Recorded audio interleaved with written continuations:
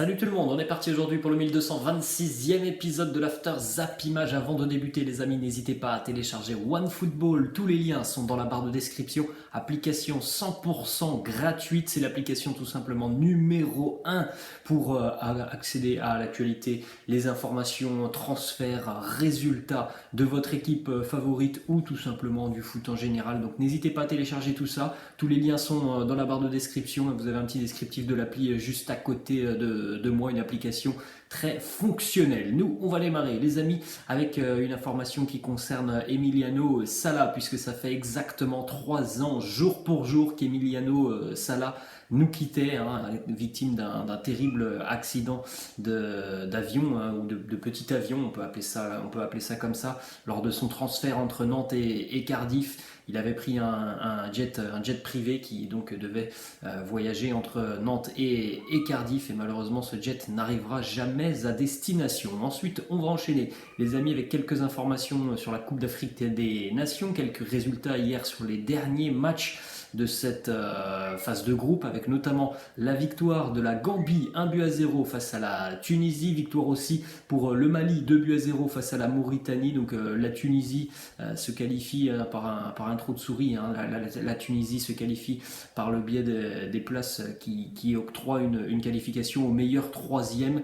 La Tunisie a été battue hier dans le temps additionnel. On rappelle que les Aigles de Carthage sont complètement décimés par le Covid. Il y avait pas moins de 12 absents hier côté tunisien. On jette un coup d'œil au classement donc de ce groupe F, avec le Mali qui termine en tête, 7 points devant la Gambie, 7 points. La Tunisie est donc troisième et qualifiée.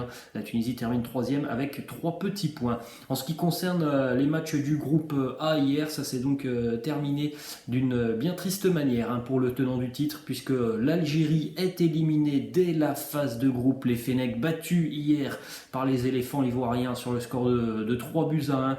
Un match encore une fois très très décevant, et un match où l'Algérie a vraiment coulé directement dès la première mi-temps, avec notamment un but pour Franck Kessié, un but pour Sangaré, et puis un but aussi pour Nicolas Pepe. C'est Ben Debka qui a réduit la marque côté algérien à la 73e minute. Une petite information d'ailleurs sur la malédiction du champion du côté de la Coupe d'Afrique des Nations. C'est la 5e fois en 6 éditions que le tenant du titre ne participe pas à la phase à élimination directe. C'est comme cette statistique qui montre que depuis quelques éditions maintenant, en général, le précédent vainqueur d'une Coupe du Monde ne sort pas de la phase de groupe lors de la prochaine édition. Donc il faudra faire attention évidemment pour l'équipe de France sur le mondial en 2022. En tout cas, évidemment, c'est une catastrophe pour l'Algérie hier, qui termine donc cette phase de groupe avec un petit point et un but marqué. Une déclaration côté ivoirien de Franck Kessié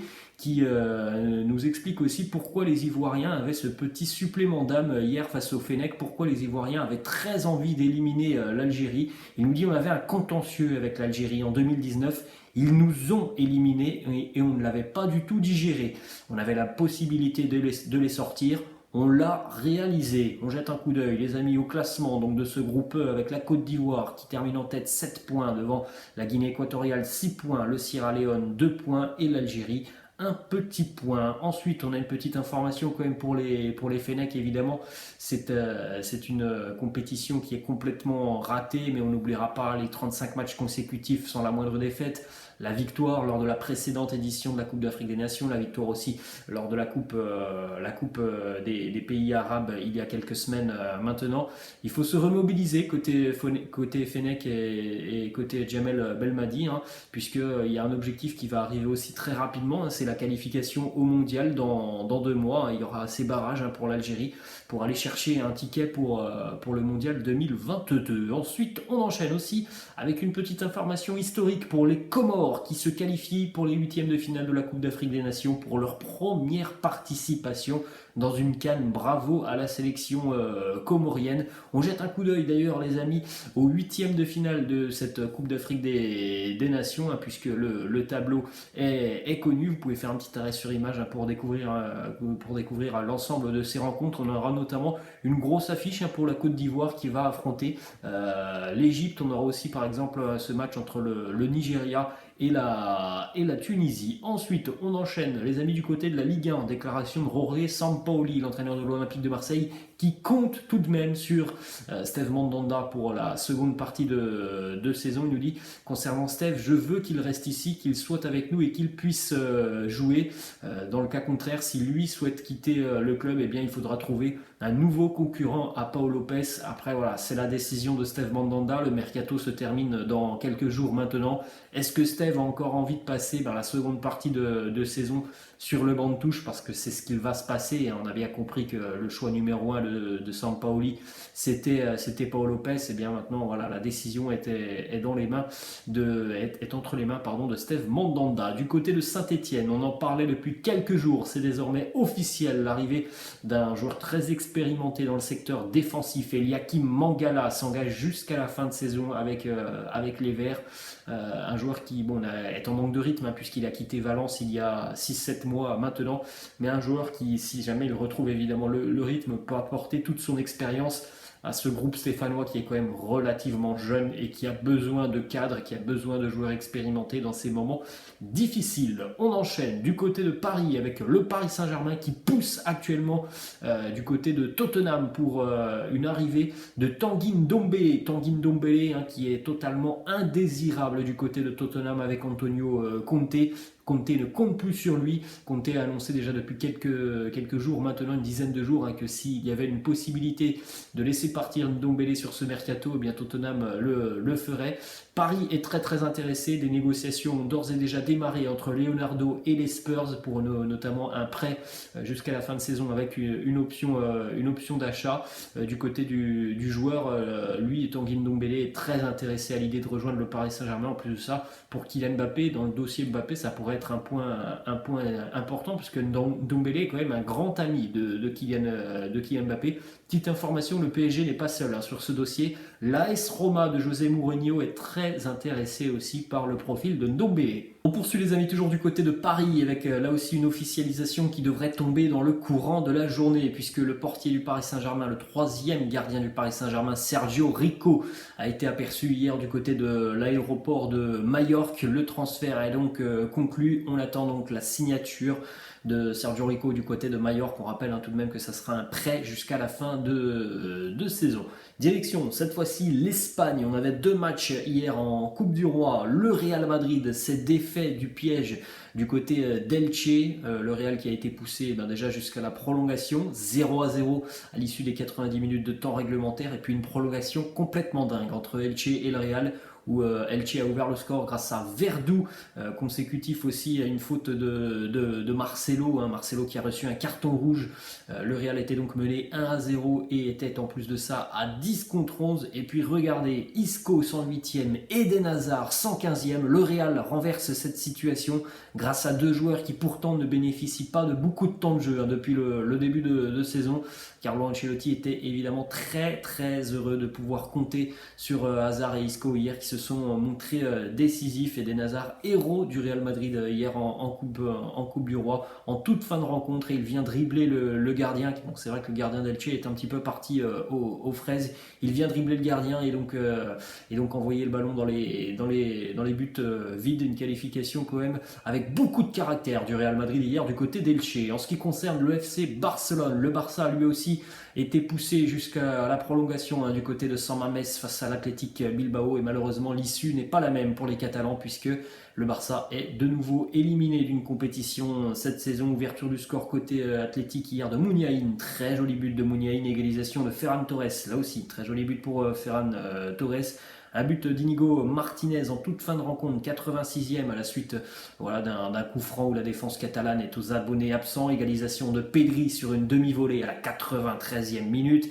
Et puis le doublé pour Muniain, penalty à la 105e minute dans les prolongations. Le Barça est donc tombé hier. Regardez les statistiques de cette rencontre. 19 tirs à 7 pour Bilbao, 7 tirs cadrés à 3. Malheureusement, le Barça n'a pas su profiter tout simplement de ces jours de repos qu'ils avaient en plus par rapport à l'Athletic Bilbao qui a joué dimanche. C'est dommage parce que le Barça hier n'a pas fait face à l'intensité physique de cette rencontre, alors qu'il voilà, y avait quand même beaucoup plus de jours de repos côté catalan. Une déclaration de Xavi, l'entraîneur du Barça, qui nous dit: nous devons apprendre de nos erreurs. L'Athletic Bilbao a remporté ce match sur l'intensité. Nous n'avons pas réussi à imposer notre jeu et nous avons de nouveaux blessés. Il faut travailler et se tourner vers le match de dimanche et les prochains objectifs. Saison galère quand même pour le Barça, éliminé de la Champions League, éliminé de la Super Coupe d'Espagne, éliminé de la Coupe du Roi, 6e en Liga à 17 points du leader, le Real Madrid. Voilà, il y aura l'Europa League pour les Catalans, il y a aussi évidemment une place en Coupe d'Europe à aller chercher par le biais du championnat. Ça sera compliqué pour le Barça jusqu'à la fin de saison. En plus de ça, hier, nouvelle catastrophe côté barcelonais. Ansu Fati qui quitte le terrain en larmes, une nouvelle blessure visiblement assez grave pour Ansu Fati qui venait de faire son retour il y a quelques jours maintenant. Le communiqué du club barcelonais hier sur l'état de forme d'Ansu Fati qui nous dit le communiqué souffrir d'une blessure du biceps fémoral de la cuisse gauche. De nouveaux examens seront réalisés prochainement sur le joueur afin de connaître l'exactitude de cette blessure. D'après plusieurs médias barcelonais, on annonce déjà 4 à 6 semaines d'absence pour Ansu Fati. C'était une véritable catastrophe évidemment pour le Barça. Ensuite hier, le Barça évidemment s'est passé aussi de Dembélé. On en a parlé hier avec Bizbiz dans une vidéo. Donc si vous voulez retrouver un petit peu tout ça, vous la voyez, elle défile juste au-dessus de moi. En tout cas hier, Xavi avait décidé de ne pas convoquer Ousmane Dembélé pour cette rencontre.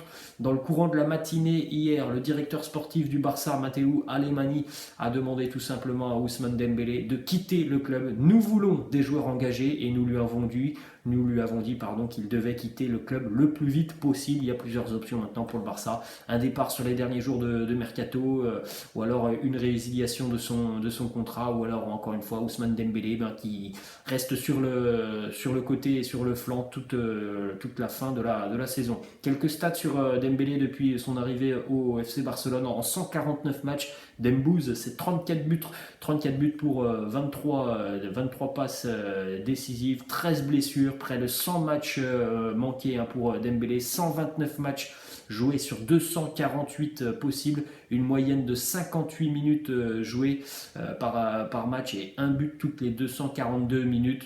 Pour moi, c'est tout simplement un bilan désastreux pour Ousmane Dembélé, et de savoir que son agent demande des exigences salariales complètement dingues après ces 5 années où Dembélé a été un joueur quelconque au final du côté de Barcelone. C'était évidemment ahurissant, je trouve, de la part de l'agent d'Ousmane Dembélé. Direction l'Angleterre cette fois-ci les amis. Petite information en Carabao Cup hier, demi-finale retour entre Arsenal et Liverpool. Qualification pour les Reds de Liverpool, 2-0 du côté de l'Emirates, un doublé de Diogo Jota, 19e et 77e minute. Chelsea et Liverpool se retrouveront donc en finale de la Carabao Cup le 27 février prochain. Ensuite, du côté de Tottenham, une information qui concerne Hugo Lloris qui a trouvé un accord avec les Spurs pour une prolongation de contrat jusqu'en 2024. Donc ça va mettre fin à toutes les rumeurs de départ d'Hugo Lloris qui devrait donc continuer avec les Spurs. C'est son club tout simplement, Tottenham. Et en plus de ça, dans une année de Coupe du Monde, Hugo Lloris va pouvoir continuer tranquillement dans un club qu'il connaît à merveille. Ensuite, du côté de Arsenal, Pierre-Emerick Aubameyang, toujours écarté par Mikel Arteta. Plusieurs clubs se sont montrés intéressés et ont pris des renseignements sur la disponibilité de Pierre-Emerick Aubameyang. On peut citer notamment le Paris Saint-Germain, la Juve, l'AC Milan, Séville et l'Olympique de Marseille. On va terminer cet épisode, les amis, du côté de l'Italie avec une déclaration de Théo Hernandez qui est ravi de pouvoir continuer avec l'AC Milan. Il nous dit: je suis très heureux à Milan. Nous discutons actuellement d'une prolongation de contrat et les choses avancent plutôt bien. J'ai eu beaucoup de bons entraîneurs, mais ce qui a changé ma vie d'homme et de footballeur, c'est Stefano Pioli. Et on termine, les amis, avec les affiches des quarts de finale de la Coupe d'Italie. Hier, la Roma s'est qualifiée aux dépens de Lecce sur le score de 3-1. Donc voilà les affiches des quarts de finale de la Coupe d'Italie. La Juve face à Sassuolo, la Fiorentina face à l'Atalanta, Milan face à la Lazio et la Roma face à l'Inter. Voilà les amis, la fin de cet After Zapima. J'espère que ça vous a plu. N'hésitez pas comme d'habitude à lâcher un petit pouce bleu. N'hésitez pas non plus à vous abonner à la chaîne. Je vous laisse, je vous dis à la prochaine. Ciao.